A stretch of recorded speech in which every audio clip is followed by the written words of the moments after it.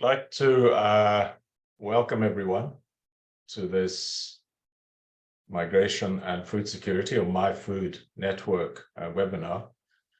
It's the ninth in our series, and it's being hosted by the Balsillie School of International Affairs and the Hungry Cities Partnership. It's also an exciting occasion since it's the public launch of a new book, Transforming Urban Food Systems in Secondary Cities in Africa, published last month by Palgrave Macmillan.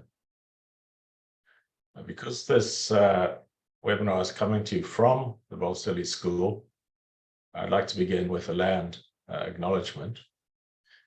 So the school and its two constituent universities, Wilfrid Laurier and University of Waterloo, is located on the traditional territory of the neutral Anishinaabe and Haudenosaunee peoples.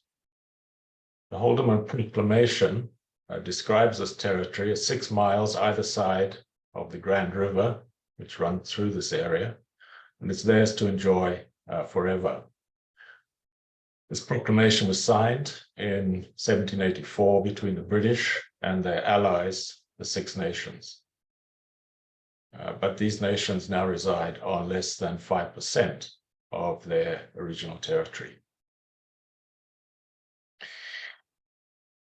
We've got a distinguished panel of contributors today to talk about the new book. And before I hand over to my colleague, Liam Riley, to introduce the book and the panelists, I want to say a little bit about the project that gave rise to this book. The book's the latest output from the African Food Security Urban Network, or AFSUN, and in particular one of its projects, the Food, Urbanization, Environments and Livelihoods, or FUEL project. And the work of many of the contributors to FUEL are featured in this book. But we've also been fortunate to be able to draw in other scholars to the original workshop and this book project who were working on this general theme. So the book is really a synthesis of the best and latest research on the highly topical subject of African urban food systems and food security. In terms of acknowledgements, funding for this book project, I would like to thank the Social Science and Humanities Research Council of Canada for funding the FUEL project, previous workshop, Queen Elizabeth Advanced Scholars Program for funding scholarships for as many as 7 of the chapter contributors, and also to the Balsillie School for a publication grant, and the Office of Research Services at Laurier. I'd also like to acknowledge the contribution of members of the Hungry Cities Partnership team here at the Balsillie School in the preparation of this volume, especially Maria Salamoni, Mary Caesar, and Zach Ahmed. So without taking up any more time, I'll hand over now to Liam to talk about the book and to introduce the panelists. Thank you, and over to you, Liam. Thank you so much, Jonathan. I'm just going to begin by introducing the panelists, and then we can jump right into the content. Well, myself, so I've been working with AFSUN since I started my PhD work in 2008, and have drawn a lot of focus to issues of gender, and especially in Malawi and Cameroon. And then Professor Tavera will be presenting after I give a brief introduction of the book. He's an extraordinary professor in the Department of Geography, Environmental Studies and Tourism at the University of the Western Cape in South Africa, and also former chairman of the department. So his current research is focused on resilience in the context of urban food systems, migrant spaces, and urban informality. And he has extensive research experience in Southern Africa, and is the inaugural program coordinator for the Leadership for Environmental Development in Southern Africa. So we're very honored to have Professor Tavera with us today. And Professor Nicanor, unfortunately, was not able to come. She was the lead author on the chapter that will be presented by her colleague and our colleague, Lawrence Kazembe. So Lawrence is with us today. He's a professor in applied sciences at the University of Namibia. So his background is as a senior biostatistician at the Malawi Liverpool Wellcome Trust Clinical Research Program in Blantyre, Malawi. So yeah, I'm very familiar with Blantyre, and we're happy to have Lawrence with us as well. He has a lot of extensive experience, especially around biometrics and quantitative statistical methodologies in research. And we have Alexander Fomen-Legwego. Again, we were part of that same cohort that started our PhDs with AFSUN. And Alex did a lot of work in Botswana and has published extensively on urban food issues, African food cultures, methodologies around dietary quality, and global food system change and urban agriculture in Botswana and Cameroon. And then Andrea Brown is an associate professor and chair at the Department of Political Science and North American Studies at Wilfrid Laurier University in Waterloo, Ontario, Canada. Her current research explores how urban food security connects with issues of sustainable development, migration, gender, and governance, and the multi-level policy environments supporting anti-poverty measures. And her geographical focus is Uganda, Kenya, and Tanzania. So without further delay, what I wanted to do as my contribution today is to provide a quick synopsis of the introductory chapter of the book, which really draws together the purpose and the overall perspective offered by this book, which again, I want to reiterate that it is available freely as an open access document. And if you Google the title, it should pop up right away. And part of that is really integrated with the purpose of the book, which is to raise awareness of this issue and to show the multiple facets that connect into the overall challenge of sustainable urban food systems in this type of environment.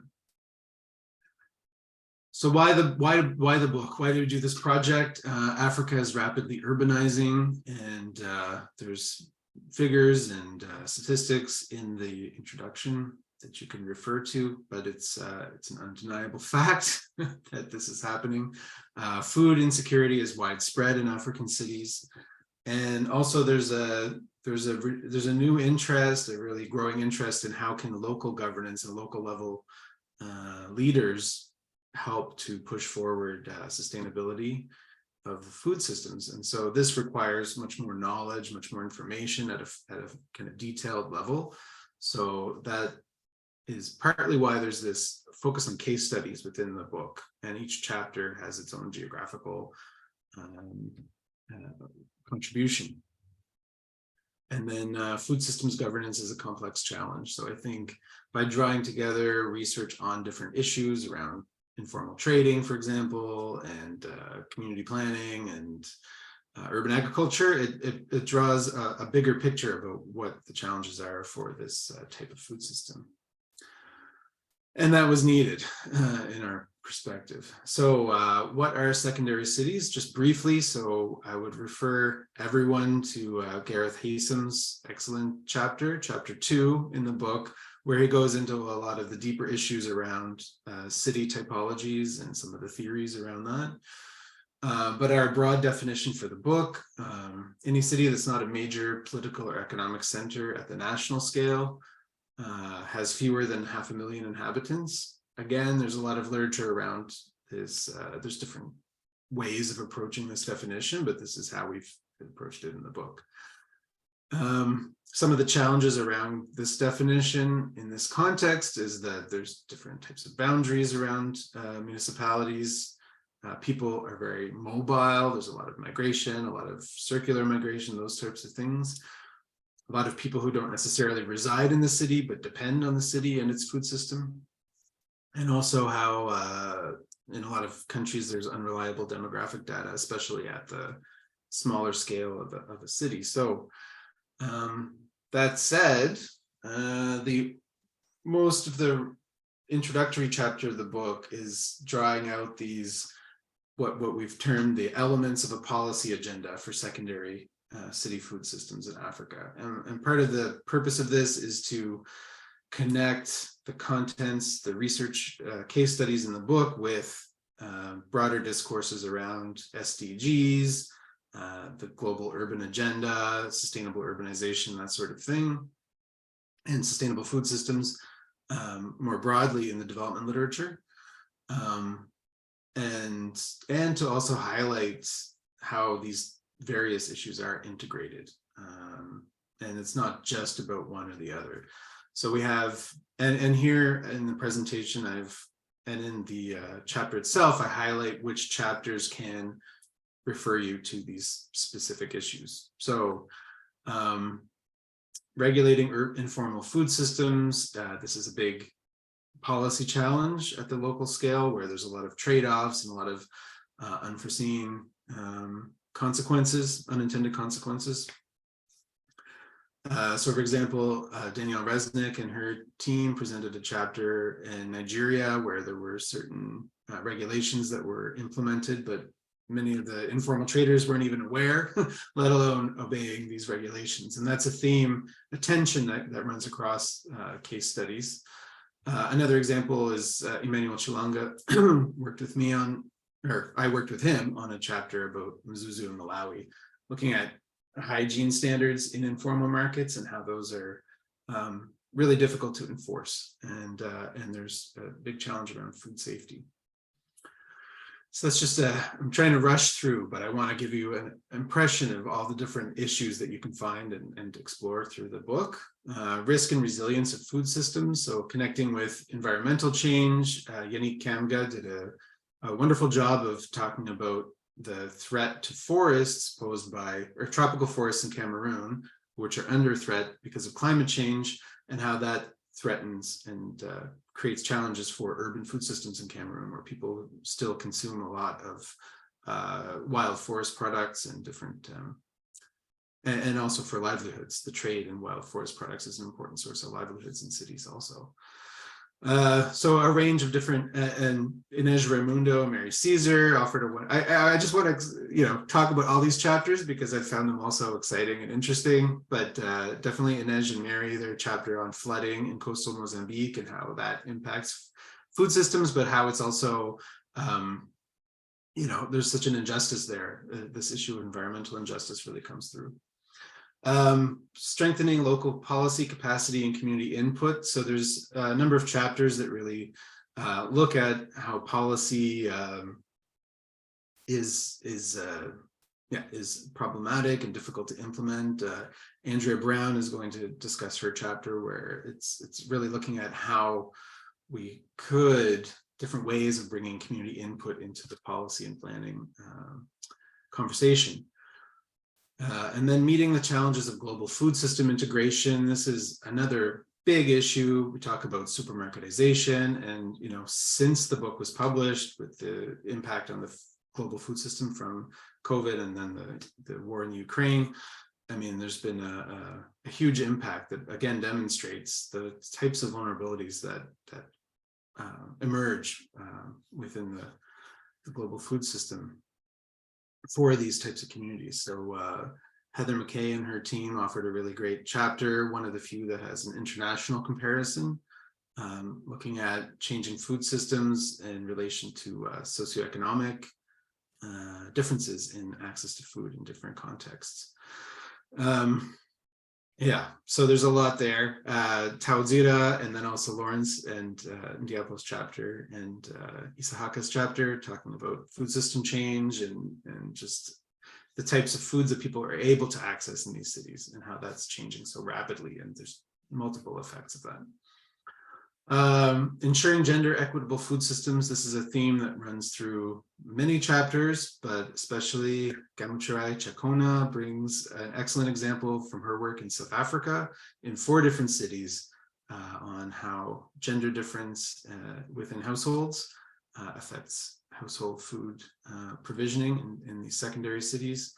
Isahaka's chapter, again, I just highlighted because there's this wonderful intersectionality that comes through in his analysis where he looks at age in relation to gender difference to show that change, right? So the change that's experienced by the older generation. And Lovemore Zuze's example in Malawi, also comparing male and female migrants in the informal food system. Bringing us to migrants, which is a key issue. So we're in a MiFOOD panel, and a lot of us have just inevitably, when you're looking at urban research, the issue of migration comes up. International migration, circular migration, rural to urban migration, and then in a lot of cases, rural to urban migration at different stages of life. Stretched households, there's all kinds of themes. Anil Dakal, we really appreciated his chapter where it was focused on secondary cities as the source of international migrants. So the households that send migrants and how they interact with remittances and different benefits that come back from South Africa, in this case, to a secondary city in Malawi. And Miriam Grants also offered a wonderful perspective from her longitudinal work on households, migrant households in Zimbabwe, in Ngweru, and how they've coped over time. And I won't spend any time now talking about Alex's chapter, but Alexander and I worked on this chapter in Cameroon, which ties together migrants, so in this case, internally displaced people within Cameroon because of political violence, but also in relation to peri-urban agriculture. So there's a lot of issues in that chapter, and I'll try to leave enough time for Alex to go through that. And developing sustainable urban and peri-urban agriculture is the last of these elements that we talk about in the introduction. And we have Professor Tavera here to talk about his overview of that issue in the literature. And then I also wanted to just mention again, Stephanie White's contribution, which is very theoretically interesting in terms of understanding informality as a concept and how that relates to urban land use and political tensions. So anyway, I wanted to mention as many chapters as I could because they're all fascinating, but I don't think I got to all of them. But the overall mission of the book was to raise awareness about this issue, to bring all of this research that was going on in different parts of the continent from different disciplinary perspectives, using different methodological tools into this one collection, and to draw these connections among them, to really paint this bigger picture that could be really, really a good introduction to this issue for somebody, or a good resource for people who are more experienced in this topic. So I think what I will do is just stop screen sharing, and then I'll turn it over to Professor Tavera for his presentation. And yeah, continue that way. And hopefully we'll have time for Q&A. I'm quite pleased to be here today participating in the book launch. A lot of things are happening in our secondary cities in Africa. And it is a privilege to be involved in these studies on urban transformation in secondary cities in sub-Saharan Africa. These studies have generated quite a lot of interest in food system resilience.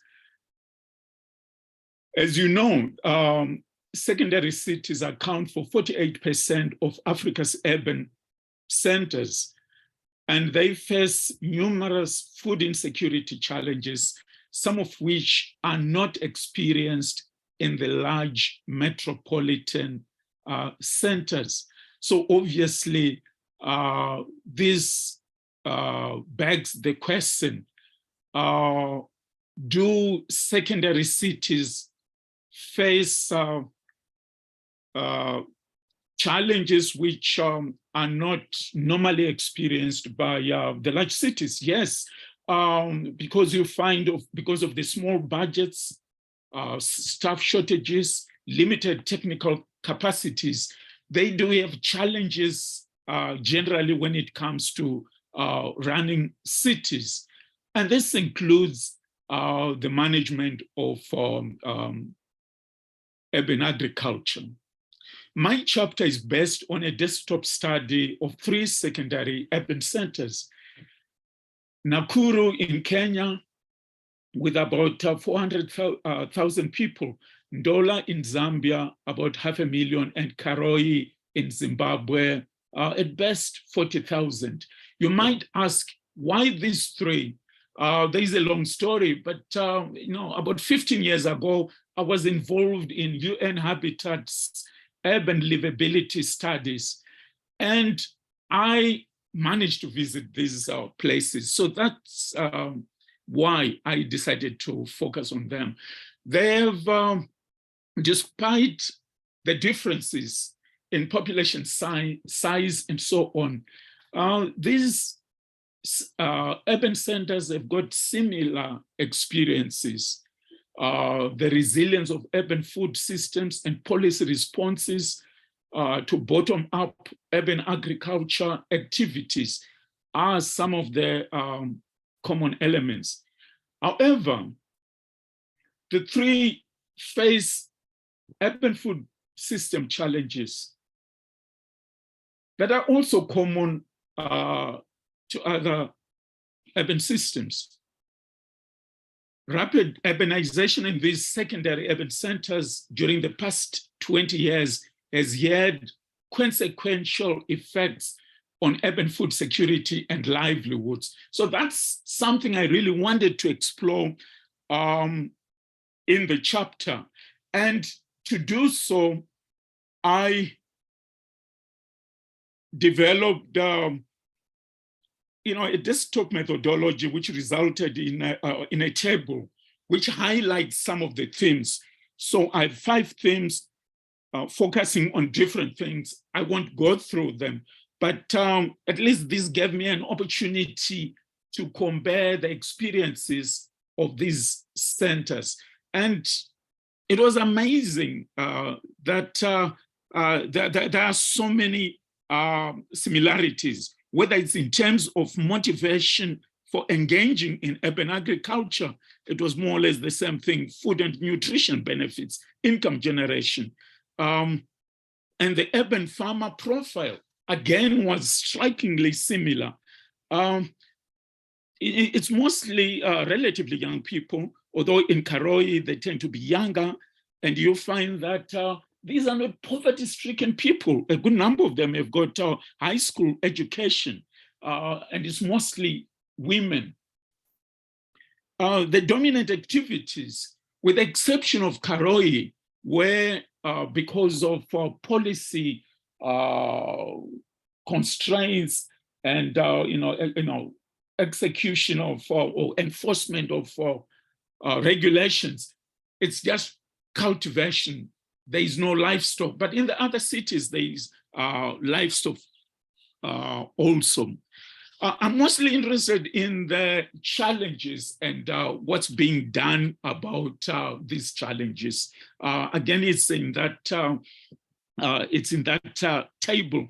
There's been a relaxation of regulations in all the places. So in a sense, they've tried to accommodate. Land permits are provided in most of these areas. But you'll find there are challenges. It's not easy to get a permit, either because it's expensive or you don't belong to the party, so you don't have access. Water shortages are also a problem. So those are some of the challenges, and then the policy frameworks, which I'll get to in a moment. The experiences of Ndola, Nakuru, and Karoi reveal how the 3 urban councils have responded to urban food challenges by being or becoming tolerant of urban agriculture activities in open spaces. However, the big challenge for local urban authorities managing secondary cities and towns is creating space for the urban poor to improve their nutritional status through poor planning processes that allow them to produce some of their foods. The chapter concludes by arguing that there is need for innovative urban planning and management approaches that address access to land challenges, not from the traditional top-down perspective, but from a multidimensional perspective that allows for a simultaneous top-down and bottom-up gaze. However, this requires the development of city strategic agendas on urban agriculture that involve local authorities, urban farmers, and other stakeholders. Unfortunately, this has been the missing element in the 3 urban centers and elsewhere in sub-Saharan Africa. So the last word is really, there is limited optimism regarding prospects for good urban agriculture contributing to food security in those secondary cities. Thank you. All right, thank you so much. And I'll just turn it over to Professor Kazembe.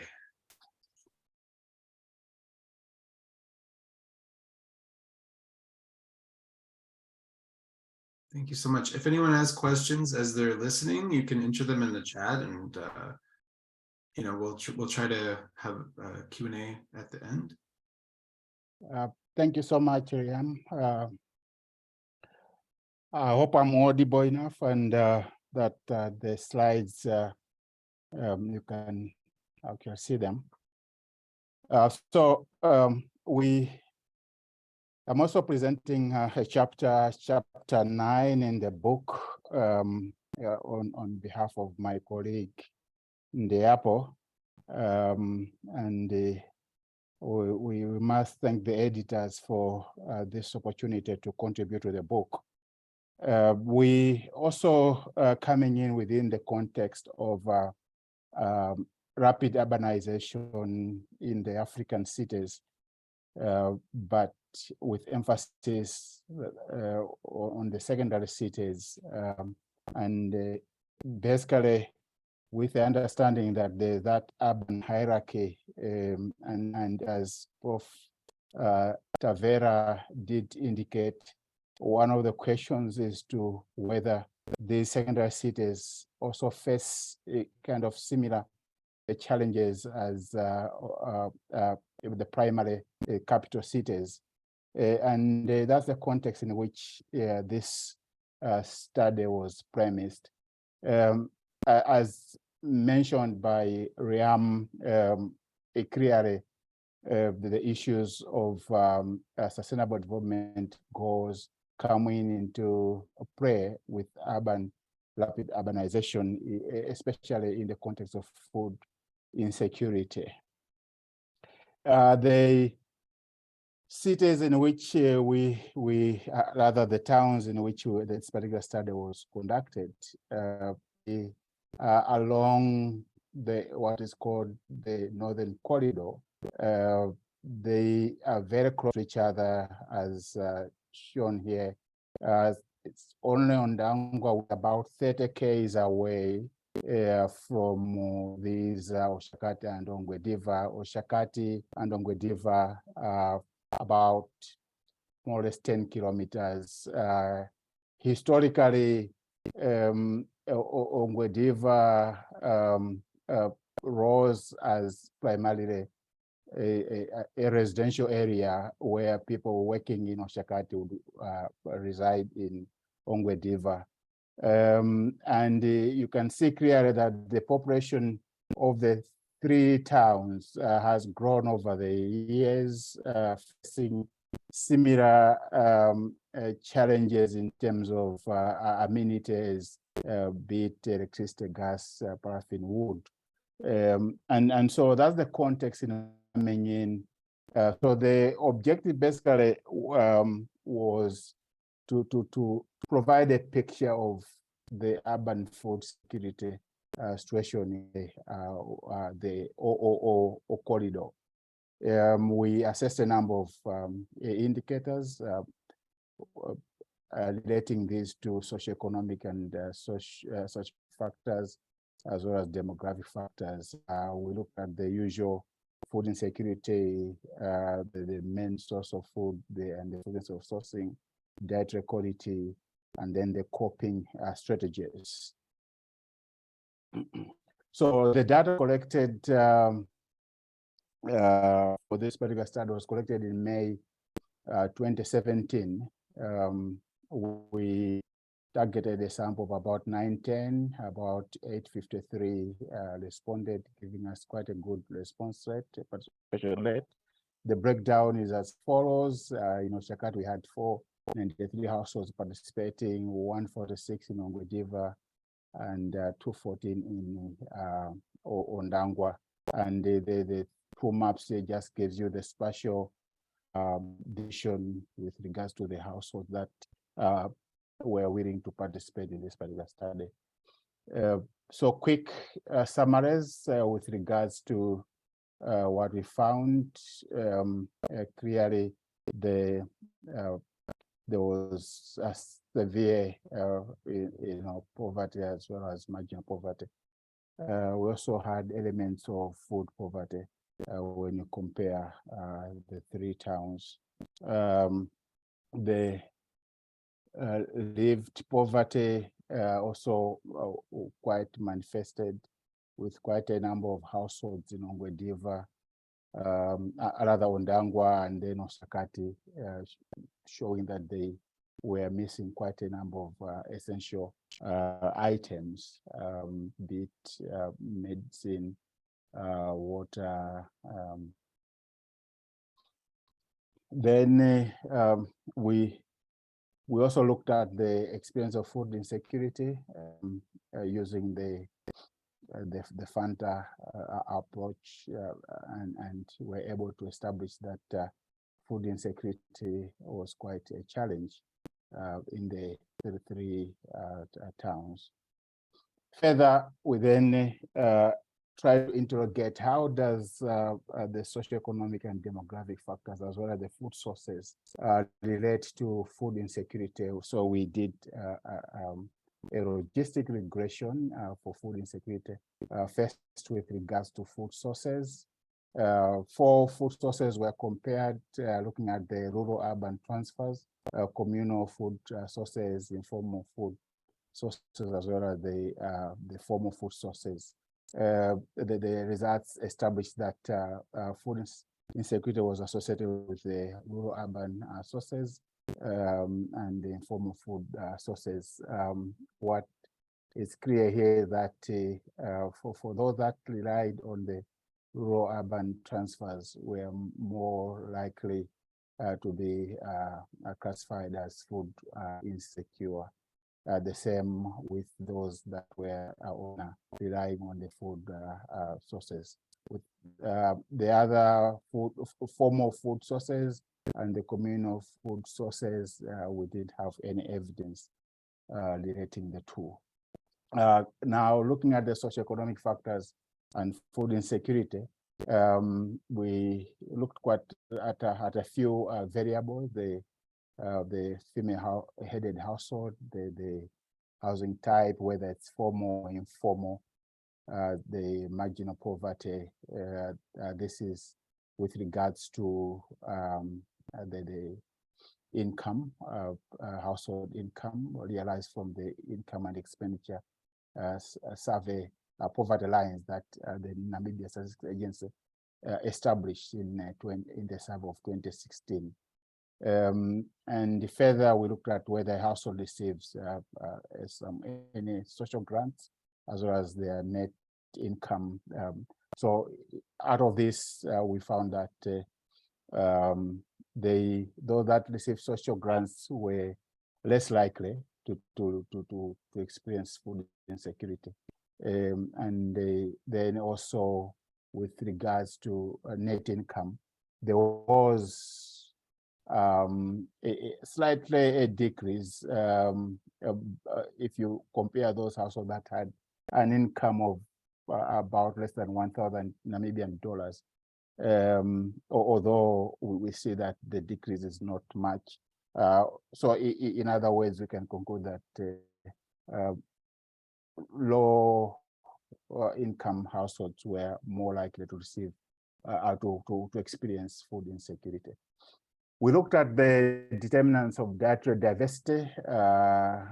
Again, here we did a simple categorization out of the 12 food sources that were the households were asked. Then we classified high diversity if they consumed more than six and above, or low diversity 5 to 0. And then we again used logistic regression to analyze the relationship between the household dietary diversity to food sources and socioeconomic factors. We found that they having or sourcing food from formal sources that increased the food diversity, as well as increasing levels of income that also increased food diversity, but lived poverty, as it increased, that decreased the diversity of foods, household dietary diversity. Same thing with the household size. As the household size increases, family is likely to experience low quality of diets. Then we looked at the third indicator, coping strategies. Again, we generated a binary response variable and then fitted a logistic regression. Using the same variables as explanatory factors, we established that sourcing food from informal sources that increase the coping severity, and then also low income households face the same situation, and similarly the coping severity increased with the lived poverty and household size. So this is what we established in the paper, and we can conclude that what we found from this particular chapter, analyzing this particular data, is that generally we can say that they were able to establish the vulnerability that households face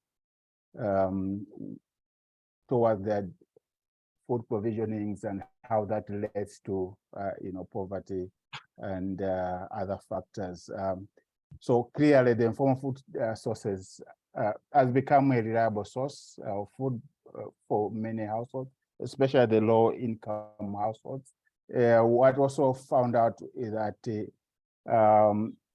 yes, the rural-urban food transfers were quite dominant, and this is not surprising because Oshakati and the Ongwediva and the Odangwa, they are close to rural areas.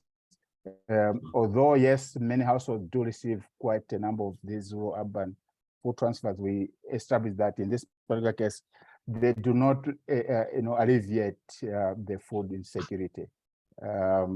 So this provides that aspect of in terms of how best these particular households can, with regards to these vulnerabilities, can be supported. What are the risks and the resiliency that they found in dealing with the food? Thank you, Liam. Okay, great. Thank you so much, Lawrence. Now just turning over to Alexander. Thanks, Liam. Okay. Oh, great. There you are. I just wanted to start by acknowledging all the the hardworking research assistants that we had. It was interesting because part of that is also speaks to some of the challenges that we think emerge in terms of defining or explaining vulnerability to food security in Chang. We were fortunate to have a lot of our research assistants who were PhDs and PhD graduates or PhD students and master students who were helping us in the field when Liam and I went to Chang in 2017. The Chang study for us was, for me, I would say personally, was exciting because I was going back to Cameroon. I had done my PhD in Botswana, and I'm originally from Cameroon, so it was exciting to be in Cameroon. And also to go to Chang, where I had grown up knowing Chang as this agricultural city, the city where there's abundance of food coming from the markets. Growing up, if you went to the markets in Chang, you'd always see food in abundance. But then when we collected the data and we were looking at the trends in terms of our results around food insecurity, we were noticing high levels of food insecurity, and that kind of led to the topic or the title of the chapter, which is hunger in an agricultural city. Liam and I were trying to explore the whole idea of vulnerability. Why are we seeing high levels of food insecurity in a city where you'd see high presence of urban agriculture? There's food on the markets, which is coming in from the rural surroundings. But there was this high levels of food insecurity, which was quite noticeable. There was also that disparity too, because there were some people who were highly food secured, and in and a large amount which were food insecure.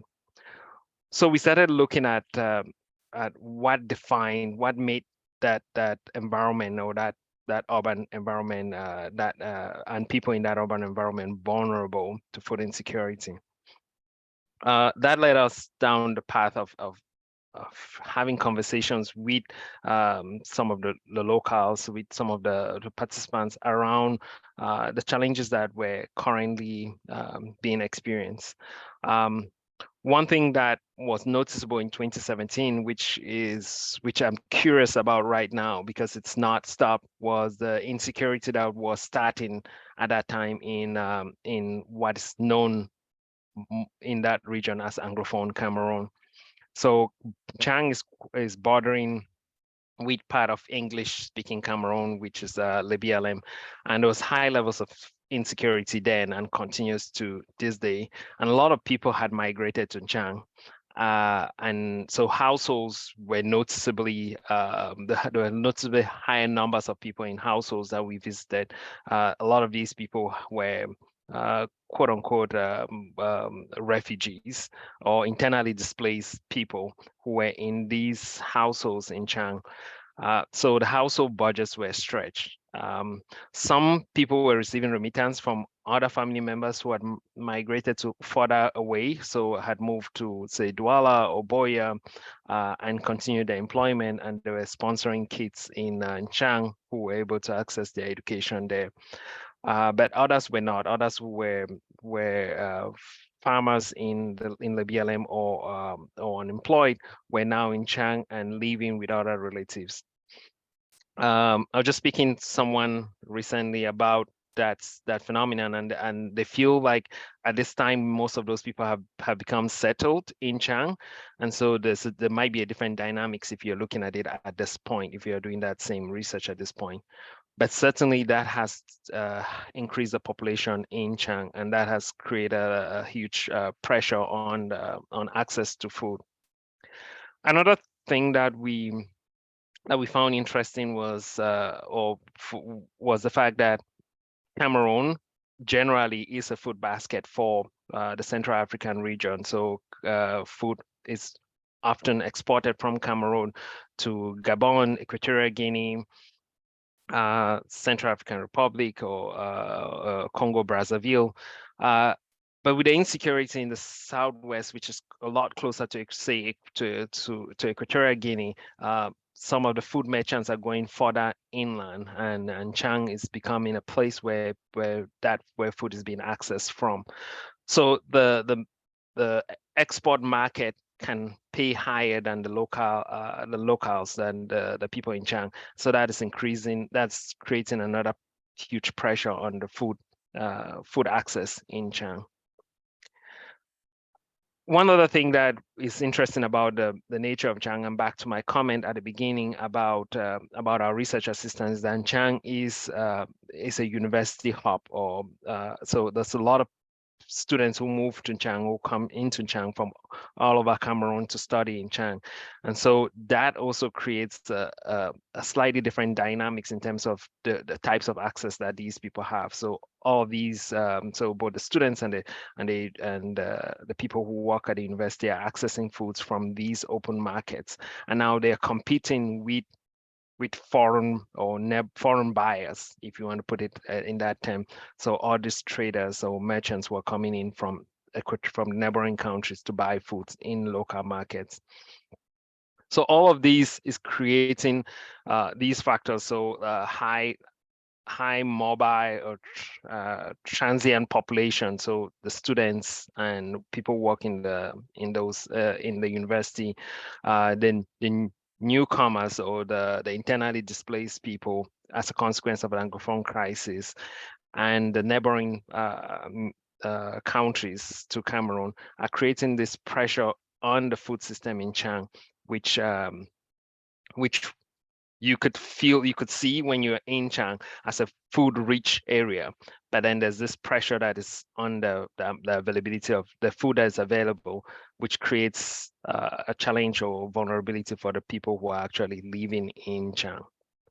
The other piece that we grappled with and feel like it's also somewhere where there's need for more research and there's need for more attention from a Cameroonian perspective, from a governance perspective, is the local governance. So in terms of how they're prioritizing living conditions of inhabitants, the marketplaces and how they regulate the marketplaces, and how the infrastructure access that people have within Chang, which are also aspects that were hinted at, and cautiously, again, Cameroon, I think at the time that we're in Cameroon, and even currently, I think talking about political structures and governance structures becomes a topic that it's carefully approached.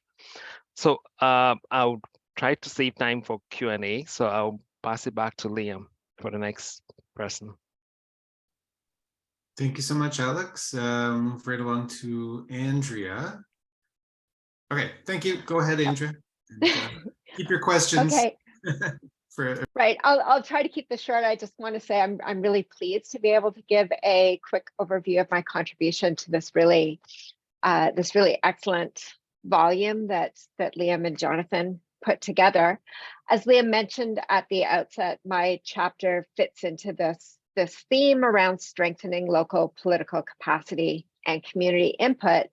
And my starting point was really around co-productive strategy underway directly targeting secondary cities in Uganda, because co-productive strategy is my assumption is that there's a lot of potential here for addressing food security, given that the primary stakeholders are able to identify their priorities, and there's institutionalized more opportunities for stakeholder engagement than in other participatory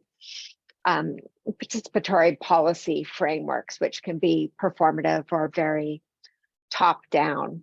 So Uganda, like other countries in Africa, is urbanizing very rapidly.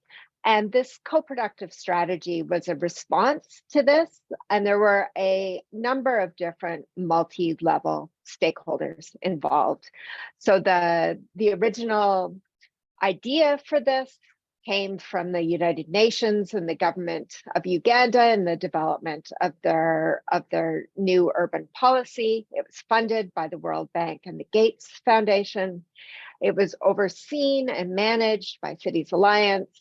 Slum Dwellers International was the key actor on the ground, organizing grassroots groups and community participation and liaison with local government, district government, national government, and other community stakeholders. And of course, all of these different groups had different motivations, different levels of buy-in to the potential or understandings of what co-production might involve.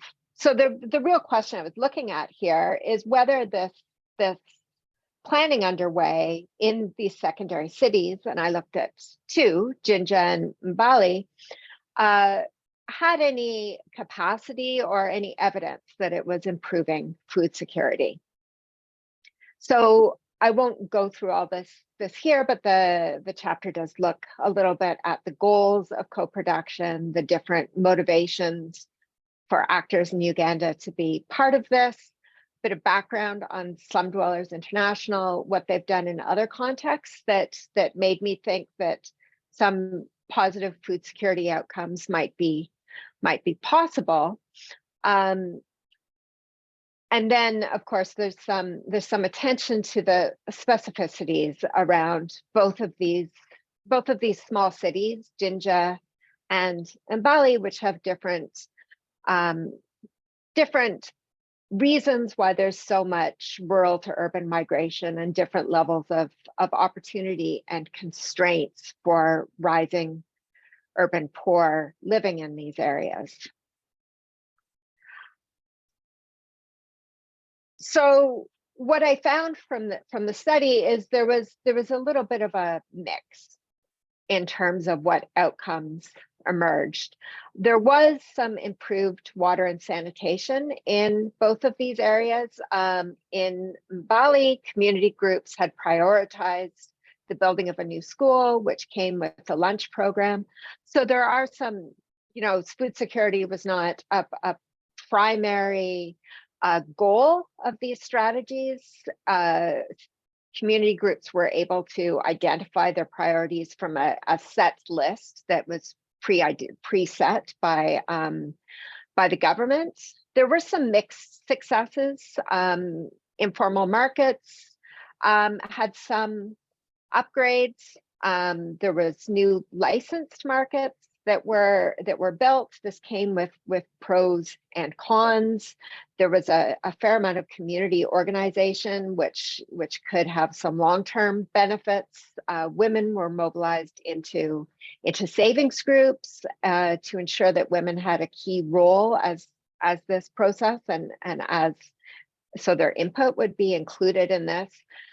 There's a number of ongoing challenges that are detailed in the paper that really relate to the governance environment in Uganda, the culture around urban planning, the capacity, particularly at local levels that are there. And I think I'll leave that for now. So there's a little bit of time for questions, but I'm happy to elaborate further. Thanks.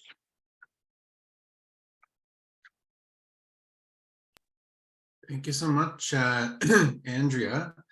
So it's 11. I know there are a number of us on the panel who are able to stay for another half an hour. So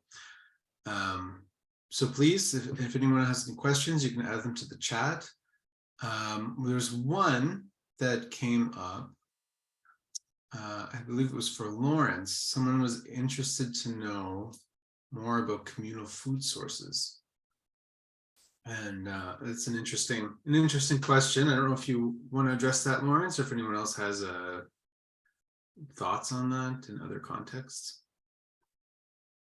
Right. Thanks, Riam. I can give a short answer. In our questionnaire, we're looking at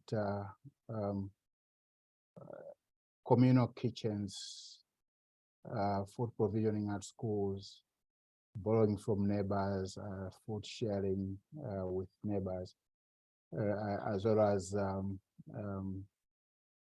say begging as well. It was also included those type of social support systems within the community. Thanks. Yeah, it's been an interesting topic within the AFSUN survey data and the results overall, to find that yeah, there was sort of an underrepresentation or less than what one would expect in terms of using food sources like, communal kitchens and that sort of thing. I have another question. If anyone has any comment about communal food sources in another context, please feel free. I don't know if that's part of the slum dwellers mission, Andrea. Like, do they provide those sorts of facilities or? So the Slum Dwellers Federation is really sort of geared towards getting the community to set their own goals and agendas. And I think they've had a little bit of trouble with this in Uganda because of the involvement of local governments and their agendas being layered on top of it. So it's been a slow process. I know this has been something that SCI has done in other countries, particularly in India.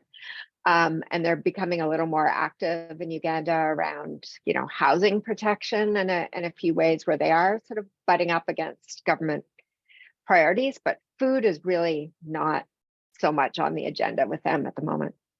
Yeah, and I would also think, I also reflect on my research in Malawi, where the issue of communal land access in the urban setting is perhaps not directly what you were talking about, but there is that issue where there's contested land entitlements around communal land access versus private interests and land ownership. So another interesting topic. All right, I have a couple more questions. Laiba Khan is asking, did anyone find that the impacts of COVID-19 and the pandemic had on food insecurity for those working on informal settings? And that's a great question. And it's interesting, and that most of the research, all of the research that was included in this book was conducted, the fieldwork was conducted prior to the pandemic.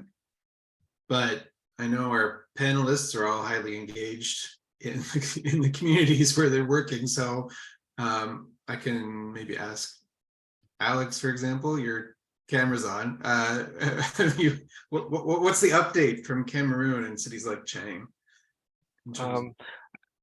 It's interesting because I reviewed a paper recently, and they just did a study in Cameroon, Chad, and I think Equatorial Guinea. They were comparing the impact of COVID on food insecurity.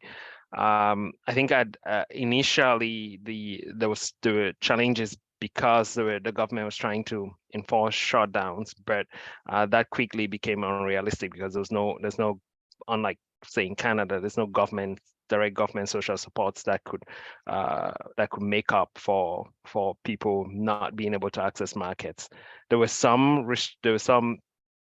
attempt at government controlling sanitary people wearing masks or enforcing that in markets, but quickly it went down the direction of people just basic survival.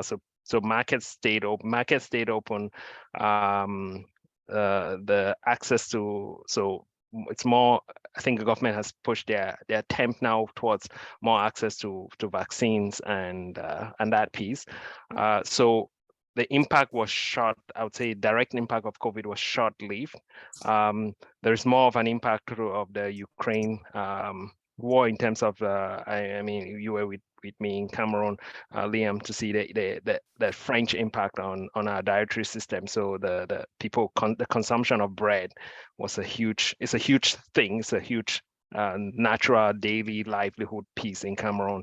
So that instead was much more felt in Cameroon. So the Ukraine war and the shortage of wheat for bread production, more so than COVID-19. Yeah, interesting. I was just I can add probably Liam. Oh, sorry, go ahead, Lawrence. Yeah. It just extending to what I've just been observed in Cameroon, Chad, with regards to the short-term effect.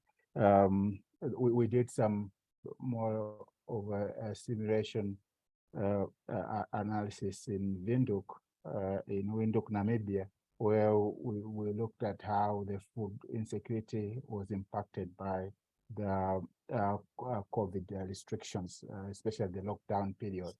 And then we found that it was very influenced by the purchase frequencies. Those that had, daily purchases compared to weekly or monthly purchases, a pattern, we found that there was so much severity for those that were on a daily basis, and then it reduced as you go towards bi-weekly and then monthly, just make that contribution. Yeah. So thank you for sharing that. I had messaged Inês Raimundo. She's one of our colleagues based in Maputo, and I recall, anyway, I recall the example that she was sharing last year about how one of the counterintuitive effects of the borders shutdown was to strengthen local food systems, because there wasn't as much coming in from outside, and it encouraged local producers and stuff like that. So it seems like there would have been multiple different effects in different in different contexts, depending on those issues of cross-border and also I guess food hygiene and things like that. Okay, I'm going to move to just address Graham's question first, and then I'll get back to Sam's. So Graham was saying for Andrea, I don't know if you can see that question also, Andrea. Maybe I'll just hand it over to you. Yeah, I can see this. So Graham's asking about why had the market upgrading classified as mixed with the result. So in both of these cities and in all of the secondary cities and Kampala, this program included the building of multi-million-dollar formal markets in the city centers. So this, solved some of the problems around food safety and some of the disorganization that comes with informal markets. But there were challenges in both Jinja and Mbali with the cost going over on construction. One of the markets was very poorly constructed and was almost immediately leaking and in need of repairs. One of them was very badly designed, where the livestock was in the part where you first entered. And so people who were coming in with veggies and fruits to sell had to sort of navigate this area where it was very unsanitary, and then there was some competition that developed between the licensed market vendors who were of a higher economic status than many of the retailers in the informal markets, sort of lobbying the government to have more restrictions and shutdowns on the local vendors. And in one of these areas, it created a bit of a bottleneck by trying to close down these informal markets that were spread conveniently around the city, with everyone sort of going to the center of town to get into these new markets with very limited entrances. And yeah, so it certainly wasn't perfect, and there was a lot of people claiming that there was a fair amount of corruption in the granting of licenses for the vendors in the formal markets as well. So in terms of suggestions of how they could be better integrated, there definitely could have been a lot more community consultation before these markets were built. I think the money was available and the government just jumped on it as quick as possible because it was a funding opportunity, but not, these aren't enormous cities. I don't think they needed these kinds of structures in place, and they could have learned, I think, by doing them one at a time, not all at once, and then perhaps the same mistakes would not have been replicated everywhere. Thanks, Andrea. And I see, Inês, thanks for offering a bit more on your experience in Mozambique during COVID, and kind of confirming some of my recollection of that conversation, where there was a positive impact on internal production because of the borders being closed. It's and if anyone has any other anecdotes or examples from their countries who are here today, please feel free to share them in the chat. And that's part of the purpose of today, is bringing people together, people who are interested in these issues and have direct experiences and who've been studying it. So we're interested to learn all those examples. And of course, it's something too that I would encourage Laiba and other people who are interested in this topic, is to continue following the MiFOOD project as it moves forward, collecting new data and looking at these issues in new ways. I'm just going to move over to Sam. So Sam asked one of the first questions here, and Sam, one of our colleagues from Hungry Cities and moving forward into MiFOOD, based in Kenya. So he's asking, what are the major challenges of food systems in secondary cities? So I think the implication is maybe in secondary cities that are not the same challenges that are in primary cities. So I think one of the implications in the book, and I addressed this somewhat in the introduction, I looked at the data that we had from the three major cities through the Hungry Cities project. So these are citywide surveys in Cape Town and Nairobi and Maputo, I believe, yeah. And looking at those trends from those surveys compared to the three secondary cities of Chang, Mzuzu, and Oshakati region, which is, it wasn't perfect science, it's like 3 cases, but we did find that there was some different trends. I think it was slightly higher levels of extreme food insecurity in the secondary cities, if I recall.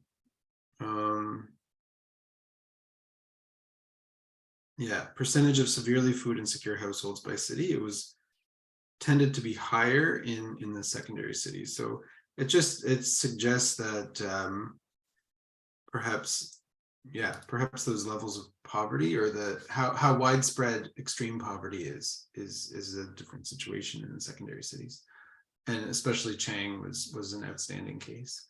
Does anyone else have any question or any other insight into how they would answer that question? Like, what is the maybe one major challenge for food systems in secondary cities? Dan, I haven't heard from you in a bit. What would you say to that?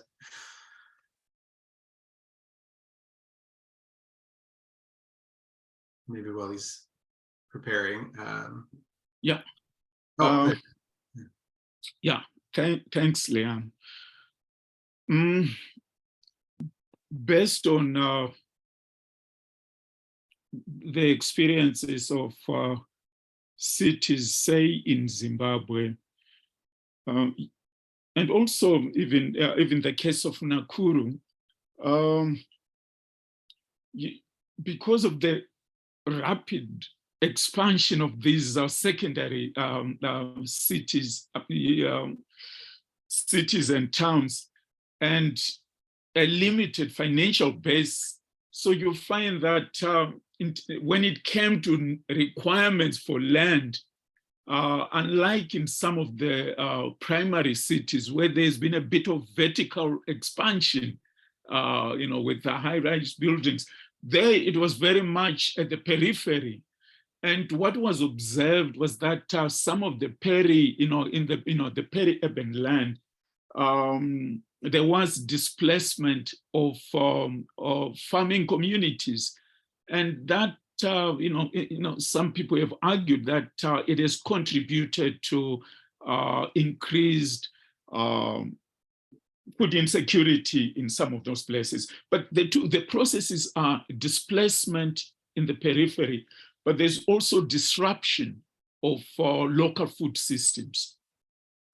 So some people have argued that those two processes seem to be much more intense in secondary cities than in the larger cities. But again, I think we need more studies before we can accept that as sort of the gospel truth.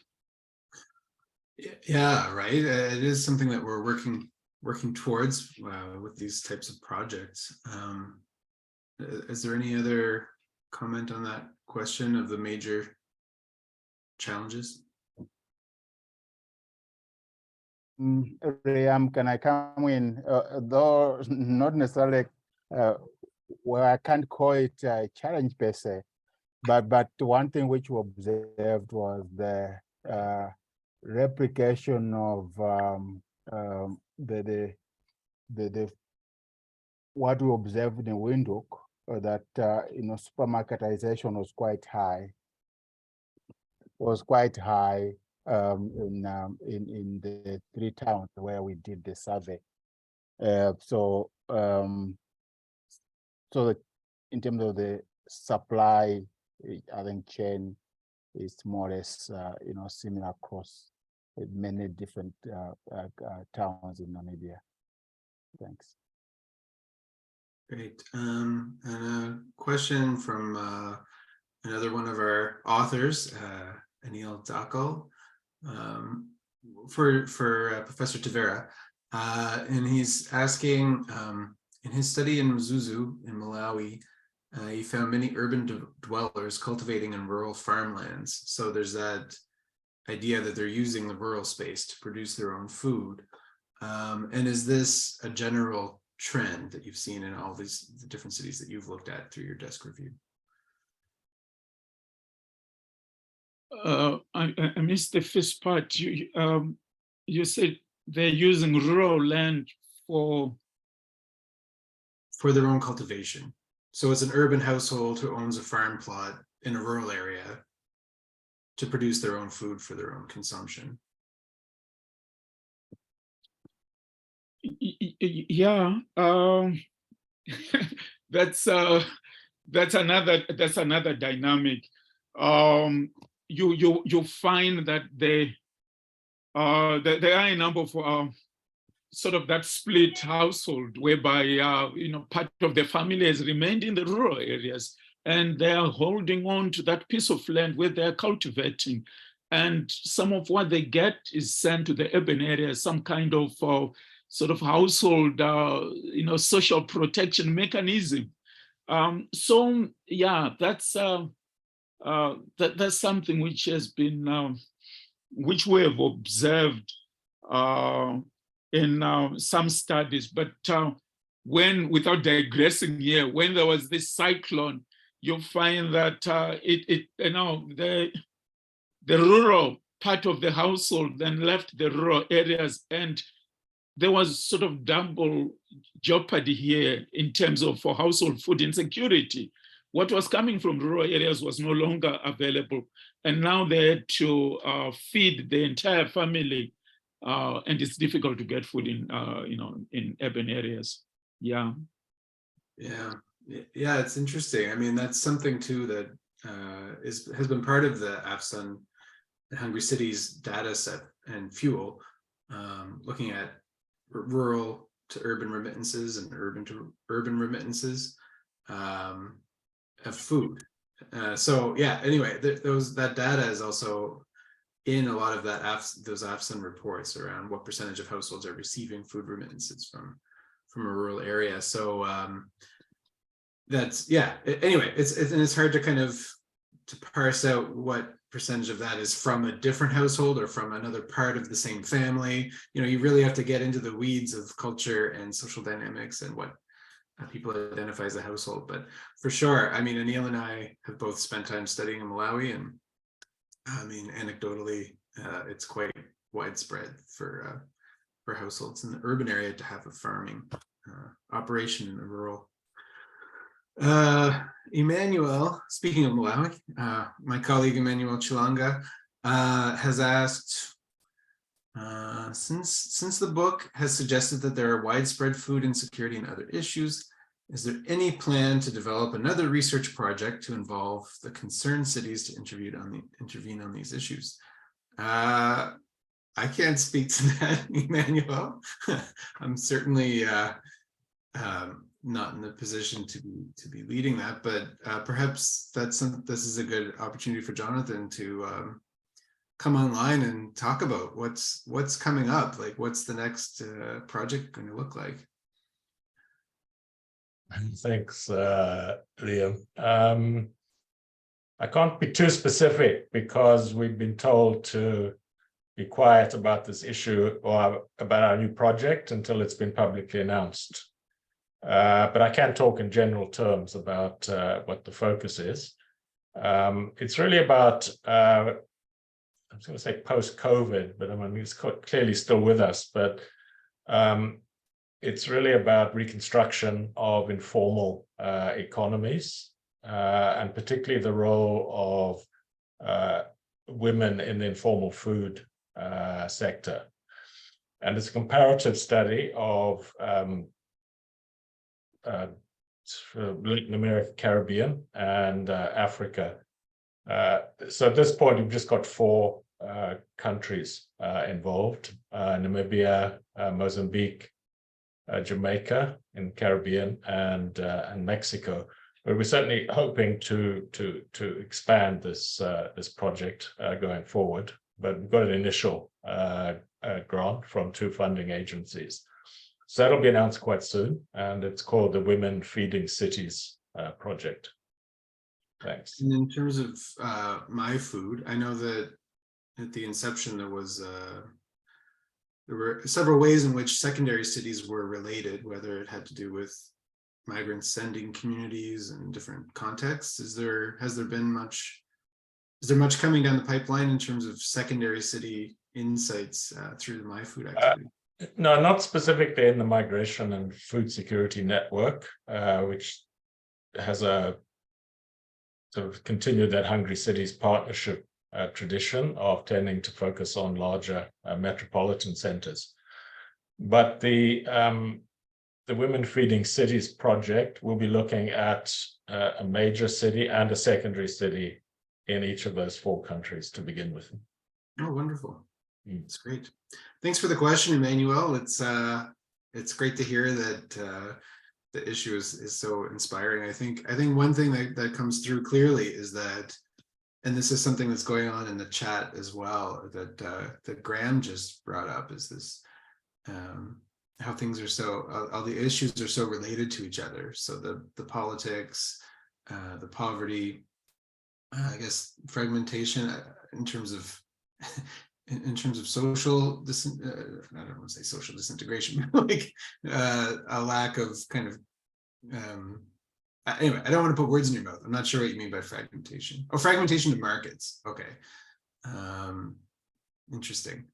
Yeah, combined with low levels of inclusive decision-making, without the presence of ostensibly democratic culture. So yeah, all those things are so intertwined, right? And not to forget about the environmental crises going on in different places, and alongside economic and political shocks.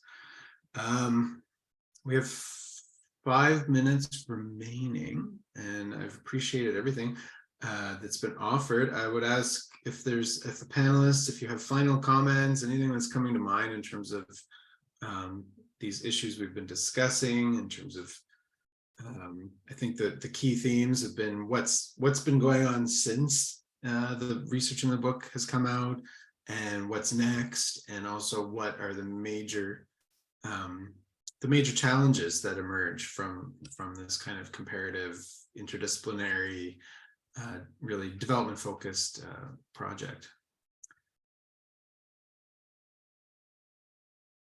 Alex, I'm going to pick on you to see if you have any final words in that respect. Well, I think for me it's really to maybe reflecting on where there will be opportunity to continue work in secondary cities.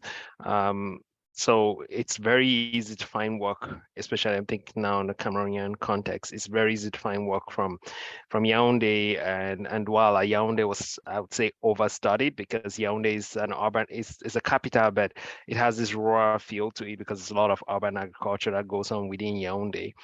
So there's a lot of studies on Yaoundé back like going back to the 80s even on urban agriculture, and Douala is easy for it to be studied because it's a dense population. But what I found in a previous work that I'd done in Cameroon was that sometimes food prices even in Douala, which is a major city, were lower than in Buea because food is being transported from the peripheries of Buea to Douala, and when the farmers are there or the merchants are there, you have nothing else to do with fresh vegetables but to sell them at any price. You can take them back home. But a place like Chang now is becoming the source of this food. And so people are going to continue to experience food insecurity in as much as the other political factors like insecurity continue to play out in Anglophone Cameroon. So it's just, I think for me, a concluding comment is the yearning for more research or continuous research to understand the challenges in those areas, and then now integrating that to the governance aspect of how do we address these factors. And Graham just offered another comment on fragmentation along the lines of what Andrea was describing in her case studies of the formal and the informal, the formal markets, and then the informal economy, right? Yeah, so there's quite a bit of complexity, and I think that's one of the things that I found really interesting and motivating, but also challenging, is that there's so much complexity, but then there's also so much diversity. I think this is something that also came up in the chat about the importance of context, and where each city really has its own, its own ordering of all these different tensions and different, different constraints. Anyway, the context is so important. So it really was one of our goals with this book, was to bring forward a lot of different case studies to provide that richness of different contexts. Andrea, did you have a concluding comment? Oh, I seem to be frozen. Oh, there I am. Not too much. This is such an interesting conversation, and I think Graham and I need to chat about Kampala a little more. What I really like about this book is the richness of the different case studies, because there's so many different comparisons that can be made. And yeah, just congratulations again on the book. In terms of looking ahead with the case studies that I had, I think there's a lot of really interesting stuff going on in Mbali right now, just because it is a bit of a migration hub, and it's growing so very, very quickly. So I would love to sort of return to that area to do some follow-up research at some stage on this. Great. Lawrence, do you have a final word? No, thanks so much, Liam. I think one thing which, just in agreement with what Daniel, identified in other cities, is that within Ongwediva, there's that aspect of developing a policy to support local community gardening, and that's something which at some point maybe one may have to follow up to see how that is impacting on food insecurity. Yes, thanks. Great. And Dan, we just have a minute, but if you had a final word, I'd appreciate it. Oh,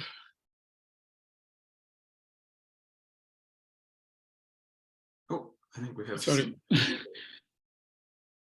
Well, it's just to appreciate the entire process, and to thank you. You worked very hard putting together the book, and I think it has come out very well, and we're looking forward to further, collaborations. Thank you. Yeah, and it's such a great team. It's been great to be working within this network, and of course, thank you to Jonathan for you know, always bringing so many people together into these conversations and providing that leadership. It's yeah, it's wonderful. And thank you all for coming today. And we'll keep in touch as it goes along. Thank you very much. Bye.